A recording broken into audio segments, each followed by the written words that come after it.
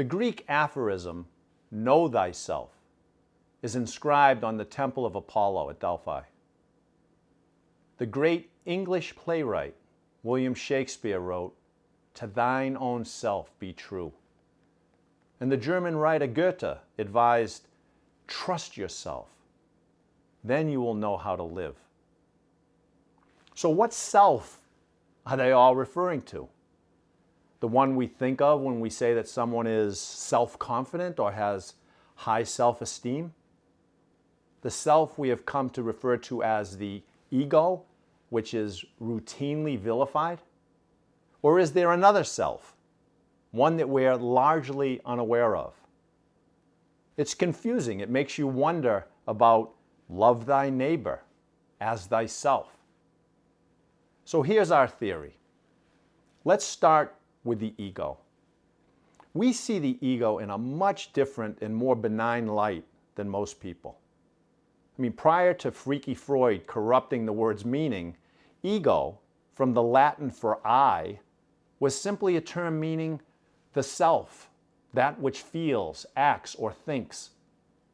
So in our view, the ego is simply one's sense of self, the self of self-recognition, of feeling separate from the universe. It's the me that you see when you look in the mirror. I mean, it's your bodily awareness, your first-person view of the world, and your experience of taking action and being the cause of the subsequent reactions. Look, take a look at your hand. You see your thumb? Wiggle it. Humans have created the word thumb to describe something that appears distinct, separate. It's purely a concept, an abstraction. There is no wiggly thumb without a hand, which is another concept. And there is no hand without an arm, another concept, and so on, and so on, and so on. It's concepts all the way down. That's how human beings chop up and describe the dynamic energy of the world. I mean, one of the oldest known stories is the Enuma Elish, an epic Babylonian poem about the beginning of the universe.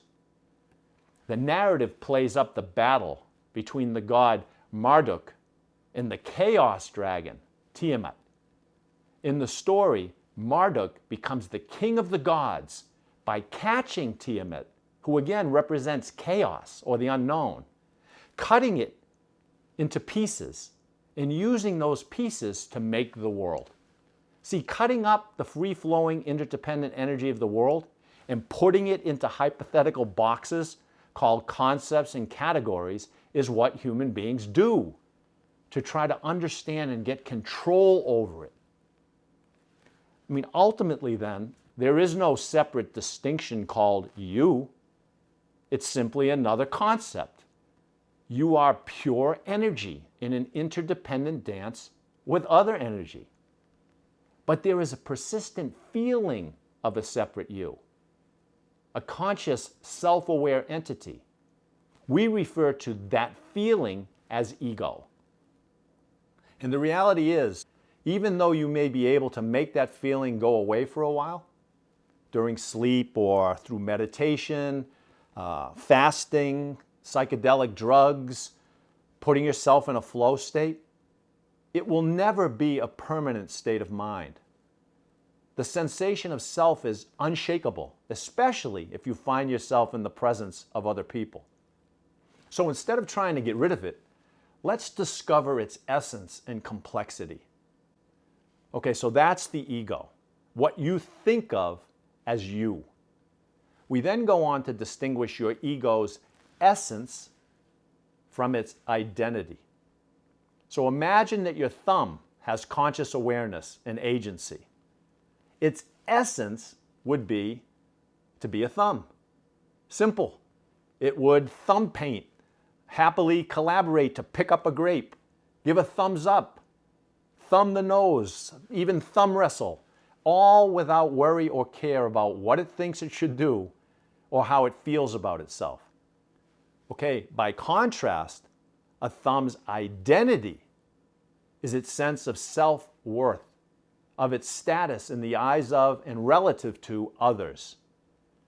Being obsessed with what others think of it and its place in the world, the thumb would be proud of its title of the first digit, and it would boast that it's opposable, has an emoticon for like created in its image, and has its own private residence in a mitten. It would probably feel envy towards the ring finger, but morally superior to the middle finger. Okay, so that me in the mirror is both the energy of the universe, your essence, an infinite consciousness capable of being and creating whatever it chooses. And it's yours and others' idea or presentation of itself, your identity, an illusion imprisoned by its memories, its guilt, fears, and perceived limitations. Do you see? Your ego is not your enemy. It's simply where you direct your conscious attention, where you decide to focus your energy.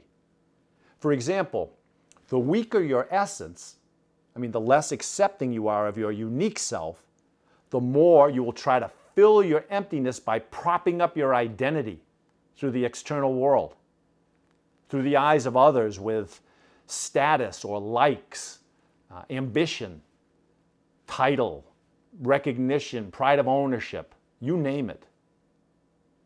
This paradox, this dual existence of the self, has been described throughout history, from Plato's wing horses and Nietzsche's Apollonian and Dionysian dichotomy to Freud's id and superego and Jonathan Haidt's elephant and rider. But no metaphor, not one, has ever connected with me in a way that has become both memorable and useful. And then I stumbled upon a couple of dead poets, figuratively, of course, and I got to tell you, it was one of the strangest, most powerful happenings to occur while writing the screenplay. So here's what happened and what we discovered.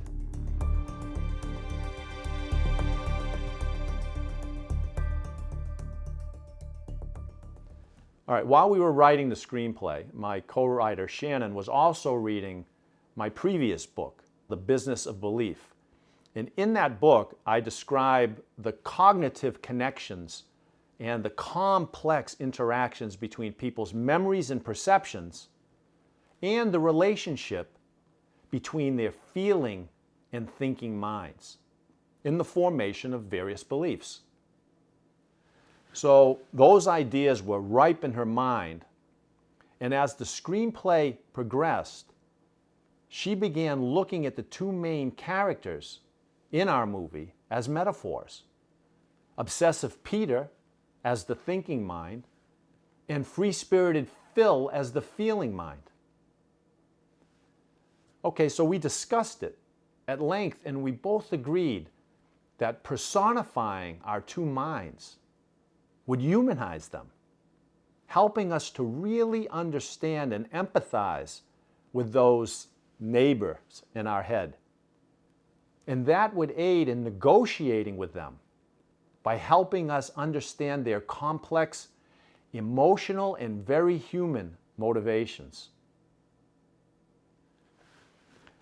During that same time, and this is by total chance, I ran across two other men, John Keats and Samuel Taylor Coleridge, who we decided to use as metaphors instead of Peter and Phil, for reasons that will soon become clear.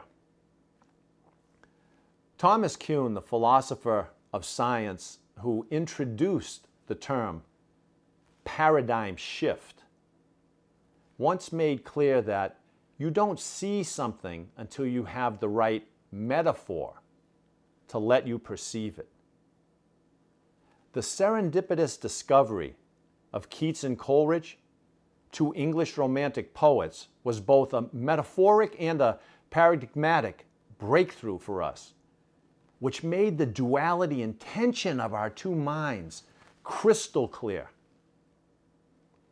Okay, first, let me explain our ontological metaphor of the mind. And I want to emphasize, it is only a metaphor, right? We have taken complete poetic license with these two poets. We're not experts in 19th century romantic poetry, although we've spoken to a few. And the attributes we've assigned to Keats and Coleridge are an embellishment on their personalities and dispositions. So please, don't get stuck on the metaphor. Read it poetically in what it connotes and not literally in what it denotes.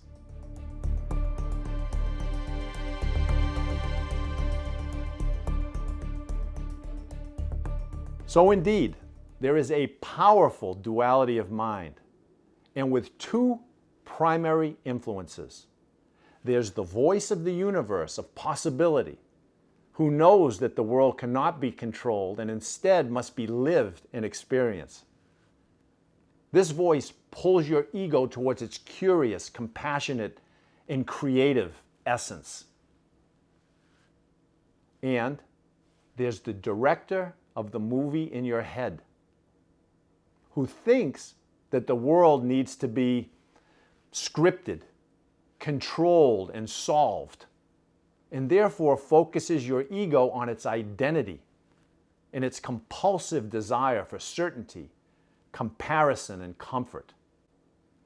Your essence is a verb, a doing. Your identity is a noun, a being. Your essence engages in the moment, moving and flowing with circumstances, embracing the process with confidence and ease. Your identity creates a story, patterns, interpretations, and predictions about situations and others, selfishly and compulsively posturing to manage its own imagined future. Imagine your thumb again. Instead of trusting its amazing essence of simply reaching out and experiencing life as part of your hand, it tries to think through and control every potential interaction to protect itself and reinforce its importance. Do you see? Feeling and thinking, spirit and mind, essence and identity, arm in arm, forever linked like conjoined twins. Resolving this contradiction, this tension, creates an integration of doing and being.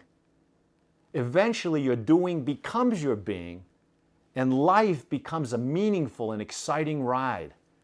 You don't have to strive to fulfill your desires, because when you do what you want to do and do it in harmony with your inner self, you're fulfilling those desires. And that's what we hope to help you accomplish with this program. You'll free yourself of desires because you'll be living them. Sounds crazy, doesn't it? And so, it's finally time to meet your two minds, your mental neighbors. Ladies and gentlemen, Keats and Coleridge. Keats is that voice of the universe, of your essence, your unconditioned feeling mind. It's the spirited and expressive voice of self-creation, the manifestation of the desire to be free and the longing to expand and flourish. It represents pure energy and intelligence, the life-obsessed instinct of possibility. Now, we'll be diving deep into the essence and nature of your Keats voice and how to recognize it and listen to it in later sessions. Right now, it's time to fully acquaint yourself with your other half, Coleridge, the director of the movie in your mind. Coleridge is the architect of your worldly identity. He is your goal-obsessed thinking mind. He's the voice of caution and control, who's compelled to keep you the lead role in your hypnotic movie. His instinct and ambition is for self-preservation, period. He wants you to compare yourself to others, to respect authority, and to crave status, to get along and to get ahead. Now, over the years, the voice of Coleridge has been referred to disparagingly as your monkey mind, your inner critic, even your gremlin. He's been portrayed as an enemy that irritates, criticizes, and demeans you, and which causes you to be lost in thought. And you know what? Years ago, I believed the same thing. In one of my earlier books, I described his voice as a troll that lives under the bridge that connects your heart and your head. Man, was I wrong. I mean, these negative characterizations are completely erroneous. Coleridge is not an inconsiderate pest or a monkey mind. He's informed, logical, and quite skillful, and with unambiguous intent. The screenwriter and novelist Stephen Pressfield, author of The War of Art, he astutely refers to Coleridge as the resistance. And what is he resisting? The wild, mysterious nature of life itself. Look, Einstein spent most of his life lost in thought. You don't spend most of yours lost in thought like Einstein. You spend yours lost in your drama. You're not being a thoughtful human being. Instead, you're full of thoughts, primarily fearful, self-concerned ones, driven by your role as a serious character. And so long as you remain hypnotized as the main character in your imagined inner story, Coleridge is going to stay in your ear and direct you for your character's benefit, which again is all about safety and survival. It's that simple. If you take your role seriously, Coleridge will take his job seriously, and he's really good at it. If he wasn't highly skilled at giving direction and making you believe in your character roles, you wouldn't be listening to him constantly and acting on his advice.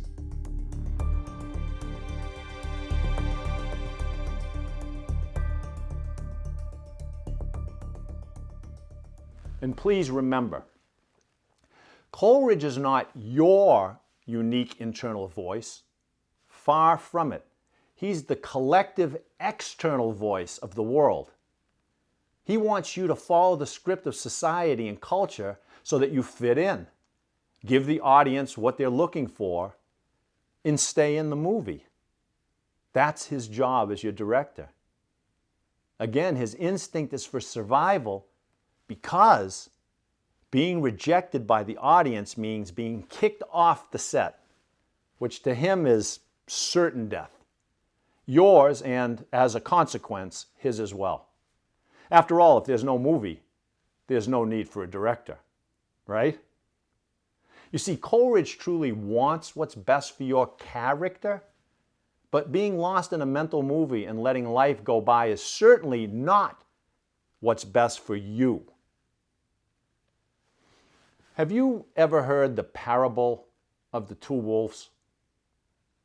Here's how it's conveyed in the popular podcast, The One You Feed.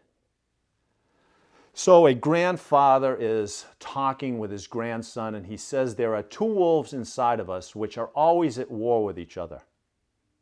One of them is a good wolf, which represents things like kindness, bravery, and love. The other is a bad wolf, which represents things like greed, hatred, and fear. The grandson stops and thinks about it for a second, and then he looks up at his grandfather and he says, "Grandfather, which one wins?" And the grandfather replies, "The one you feed." Now that's a great little story. It's a wonderful metaphor of our two competing selves. However, our version is a bit different. You see, we're not saying that Keats is good and Coleridge is bad. Let me use the wolf metaphor and try to make this clear. So we'd say that inside of you is a spiritual wolf It's your essence, a conscious improvisational energy that's running free and wants to approach new life experiences with curiosity and compassion and creativity. And that wolf is being encouraged by the voice of the universe, by Keats. And there's a worldly wolf, a conditioned wolf, who is living, for the most part, unconsciously in a scripted story. It's not your essence. It's your constructed identity. It's a disciplined and fearful wolf who has been trained to walk straight ahead and avoid new experiences. It's seeking certainty, control, and comfort. And that wolf is being led by the voice of the external world, by Coleridge. And if and when that trained wolf, that scripted self, begins to wander off the proven path, to lose its certainty and sense of control, that's when Coleridge yells in its ear and riles it up. And as a result, we see the bad behavior in that beautiful wolf, because fear makes that conditioned self angry, which then leads to hate in all of its manifestations. And why does Coleridge antagonize you? Because he wants you to be a good wolf, to be liked and accepted by everyone in the neighborhood. You see, this is all about environment and intention. Coleridge would have very little influence over you if you lived in the woods and ran free.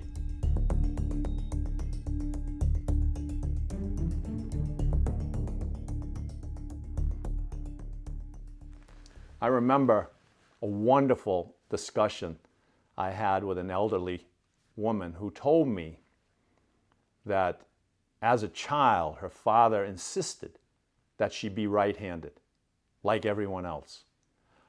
Otherwise, you'll be at a disadvantage, he told her. Everyone writes right-handed. The brake mechanism on the car is designed for right-handed people. It's better to use your right hand. But why, she asked. So you'll be the same as everyone else, he assured her. But I don't want to be the same as everyone else, she pleaded. She told me that in elementary school, she was terrible at baseball. So one of the boys said to her, "Try the other hand." And so she turned around and hit lefty, and she hit the ball out of the park. She said she told her school teacher that she writes better with her left hand. "I know, honey," her teacher said, "but your parents want you to write with your right hand." "Why?" she asked. "I don't know," the teacher replied. "It's just better to be like everyone else. It's a right-handed world." You see, her father was a very intelligent man. He worked for the government. Top secret clearance. And he was very easygoing, loving, and very friendly. But he wanted everything to be in order. There are certain things you do and certain things you don't do, he said. And if you want to get along in this world, you fit in. You see, that's Coleridge, the loving, caring parent.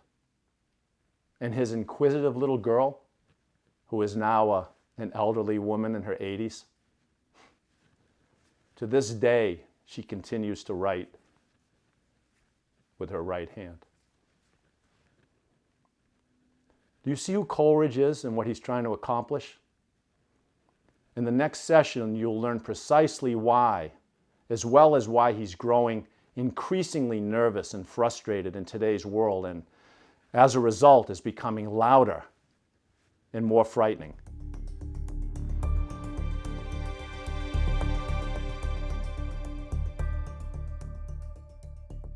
Let's wrap up by highlighting the key motivations of Keats and Coleridge. Keats is driven by 3 C's: curiosity, compassion, in creativity. And Coleridge is motivated by his 3 C's: certainty, comparison, and comfort.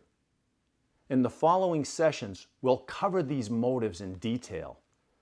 We'll also cover the 2 overarching principles: narrative coherence and negative capability, from which these motivations flow. Because to live a successful life, you need to be conscious or meta-aware of the working relationship between your 2 minds, between Keats and Coleridge. You have to wake up and listen, without judgment, to the constant poetic struggle going on between your ears.